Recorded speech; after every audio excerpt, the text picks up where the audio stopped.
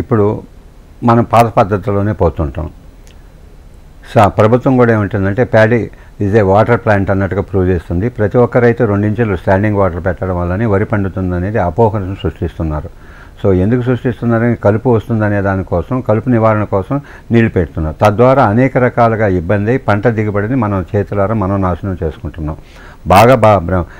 మీకు అందంగా భగవంతుడు సృష్టి కాళ్ళు చేతులు మీ బాడీకి తగ్గట్టు ఇచ్చాడు. మీకు పోలియో చేస్తే ఎలా ఉంటుంది? అదేవిధంగా మొక్కకి మనం అనేక రకాలుగా ఈ వాటర్ అధికంగా ఇవ్వడం వల్ల ఆ కింది పార్ట్ మొత్తం డ్యామేజ్ అయిపోయేసి మరి ఎదుగుదల లేకుండా పోతుంది. Paddy is not a water plant, it requires water అనేది మా నినాదం. ఇప్పుడు మనం ఇక్కడ ఉన్నాం, ఇక్కడ నీళ్ళు ఉంటే ఇక్కడే తాగుతాం, లేకపోతే అక్కడ దాకా పోయి తాగొస్తాం కదా. అలాంటప్పుడు మనకు నడుచుకుంటూ పోయేటప్పుడు వ్యాయామం జరుగుతుంది, పక్కన ఏముందో కూడా తెలుస్తుంది. అదేవిధంగా వరికి నీళ్లు తక్కువ ఇచ్చినప్పుడు root can search for water while searching micro nutrients కూడా అబ్జర్వ్ చేసుకుంటుంది. సో భూమిలో ఉన్న బలాన్ని కూడా లాక్కోవాలంటే నీళ్లు తక్కువ ఇచ్చినప్పుడే వేరు వ్యవస్థ అధికంగా పోయినప్పుడు సో వాటర్ని అబ్జర్వ్ చేసుకుంటే, మాయిచర్ని అబ్జర్వ్ చేసుకుంటుంది, భూమిలో ఉన్న పోషక పదార్థాలను కూడా అబ్జర్వ్ చేసుకుంటుంది.